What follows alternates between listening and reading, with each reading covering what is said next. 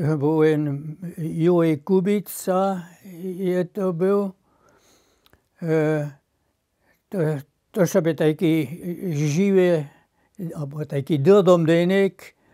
A tu nie pozešťastie, on je z jedným Rožečanom šli do západa. Když to ešte bylo. Ten Rožečanský po letach zase Ročo šišel, to Nan zase Ročo zvabil. A ten Sarnančan tu nie sa tam oženil. A ten manželstvo tiež neskôr tak zbožené bylo. A jedného dňa je šišel dostal na telegram.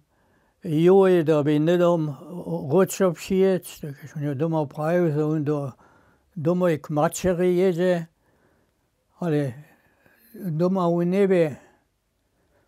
A po viestem času šišel jen taký nápadný list, sarnanský korčmar, poštovník, je bol starý názornitý muž, tu sme ho na tom liste vedel učiť o čo, da by on podľa cúzmnickej legie. Od žony tvochnuł,